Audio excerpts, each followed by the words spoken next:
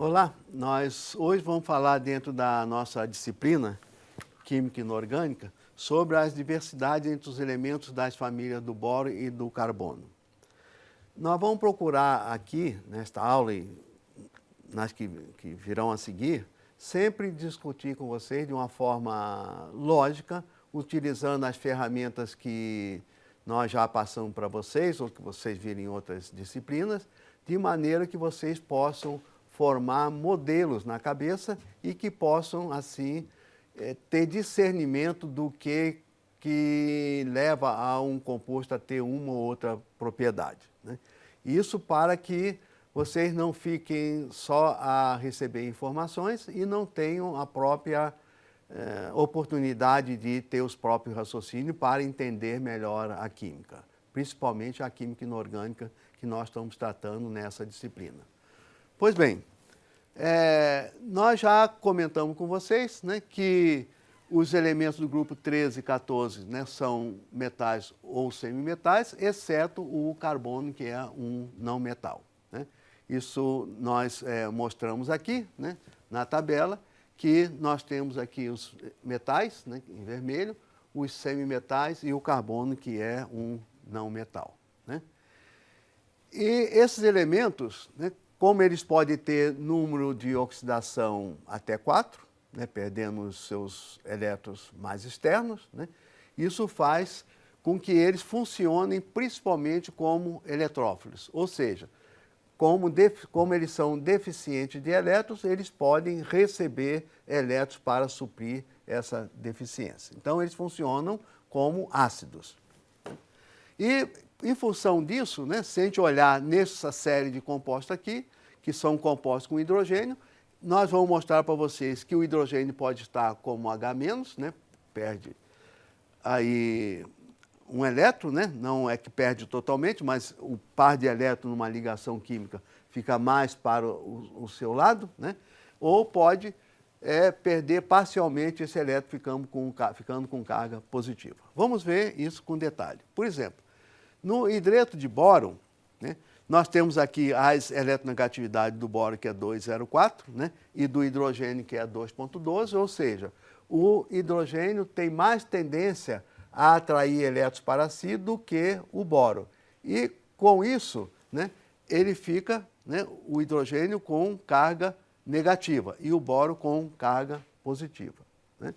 No caso aqui, né, com o hidreto de alumínio, também, como o alumínio, né, tem aí a sua eletronegatividade 1,61, o hidrogênio lá 2,12, também nesse caso o par de elétrons vai ficar mais voltado para o hidrogênio que para o alumínio, dessa forma ficando aqui também o hidrogênio com carga parcial negativa, né? E o mesmo ocorre com o silício quando nós comparamos aqui as suas eletronegatividades, né? Então, o elemento mais eletronegativo atrai mais para ele os elétrons, né? Já no caso do carbono, né, como a gente vê aqui, né, o carbono tem a sua eletronegatividade 2,55, maior, portanto, do que a do hidrogênio.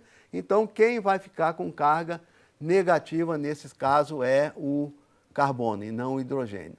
A carga, né, desses hidrogênios aqui, isso pode ser facilmente detectado por técnicas espectroscópicas, né, confirmando o que nós estamos prevendo aqui.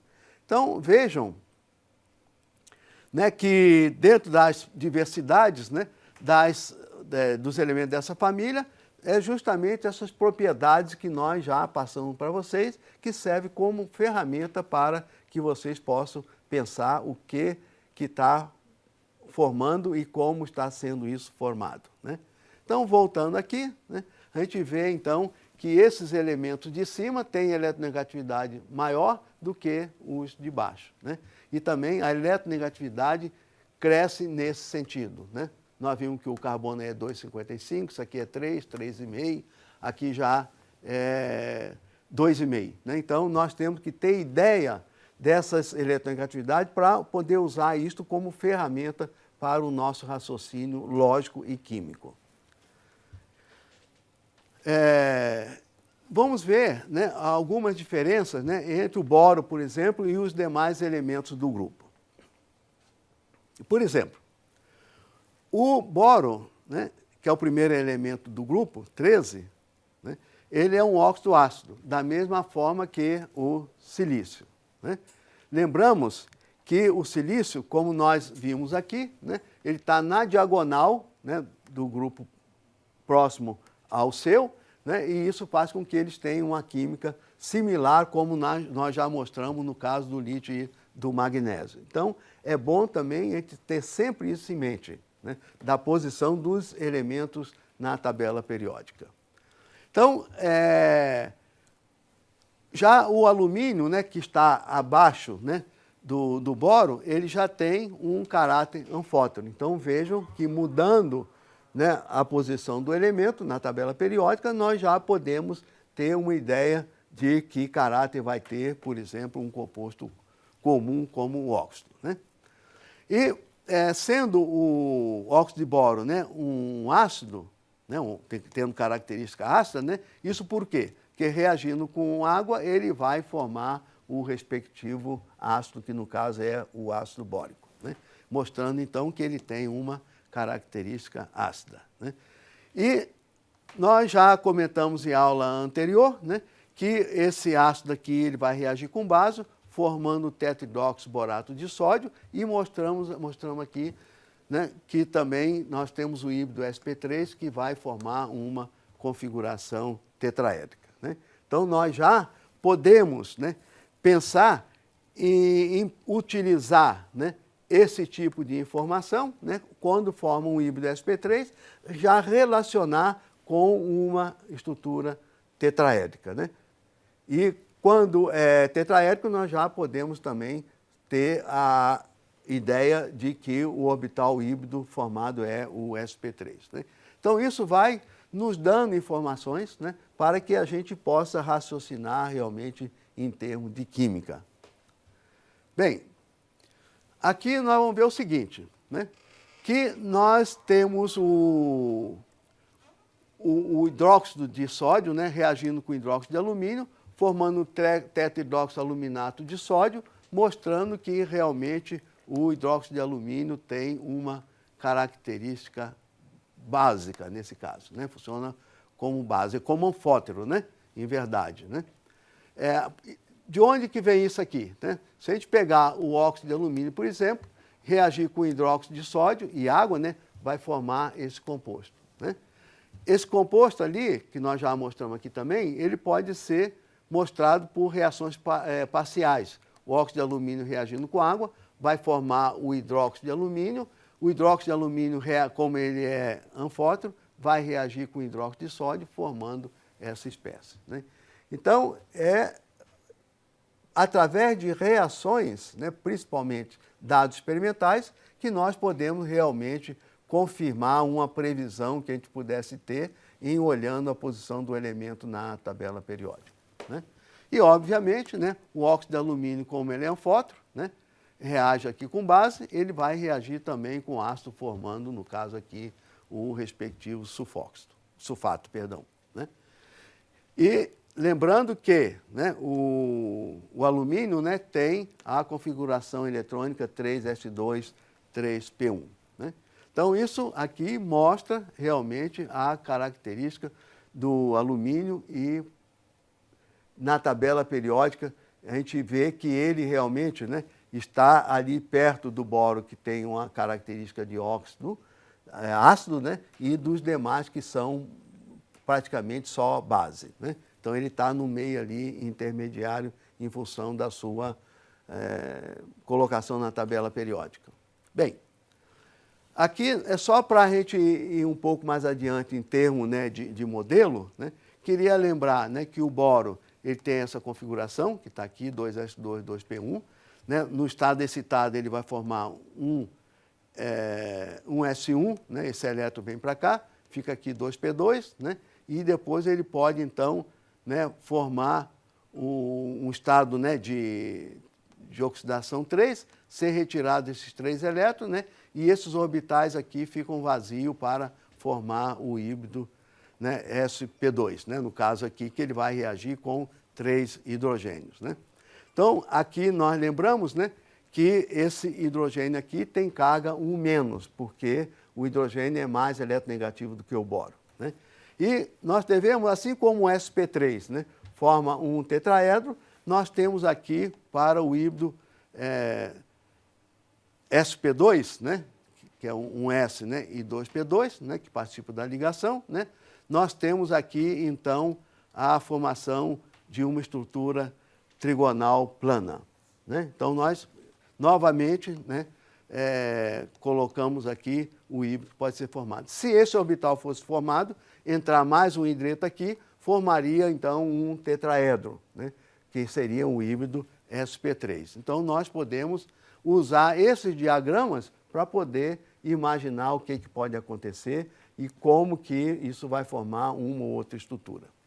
Passando aqui ao carbono, né, a gente sabe, né, isso é bastante estudado na química orgânica, que a configuração eletrônica do carbono é 2s2, 2p2, né, e quando ele é excitado, esse elétron aqui vem para cá, deixando esses elétrons emparelhados, que poderia cada um emparelhar com um hidrogênio, por exemplo, formando o metano, que está aqui, né, que tem uma estrutura tetraédrica. Né? Então, novamente, relacionando configuração eletrônica, formação de híbrido com geometria de um determinado composto. Bem, vamos estudar um pouco, né, com um pouco de detalhe, os óxidos desses elementos, boro, carbono, silício e alumínio. Né? Vamos ver o seguinte, né? O óxido de boro, né, é um sólido branco, cujo ponto de fusão está aí perto dos 500 graus. O dióxido de carbono, né, o carbono está do lado do boro, né, no grupo 14, ele já forma um gás. Né? São moléculas discretas e não formam um sólido. O dióxido de silício, que é a areia, né, bastante abundante por sinal, tem um ponto de fusão 3 vezes maior do que o óxido de boro, né, em torno de 1.700 graus. E o óxido de alumínio também é um pó branco, tem um ponto de fusão 4 vezes o do óxido de boro, né, um pouco mais alto, da ordem de 500 graus, não tão pouco assim, em relação ao óxido de silício. Né?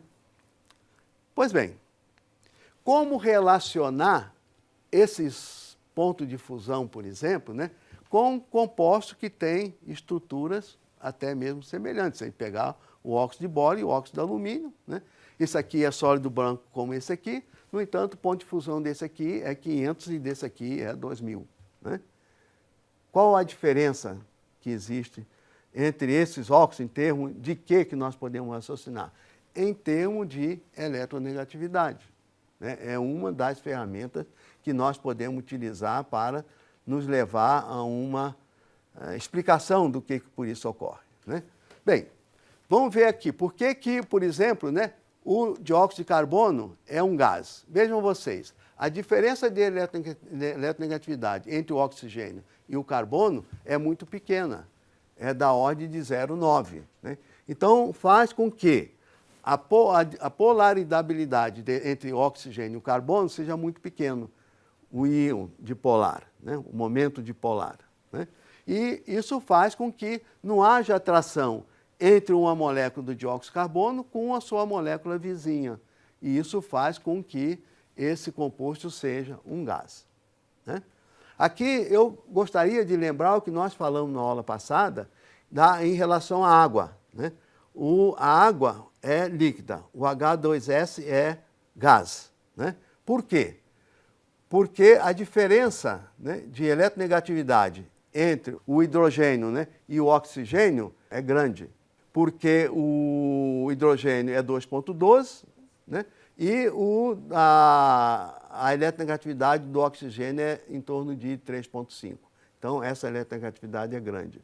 Já quando nós passamos pela diferença de eletronegatividade entre o hidrogênio e o enxofre, o hidrogênio tem eletronegatividade da ordem de 2,5, o hidrogênio é 2,12. Né?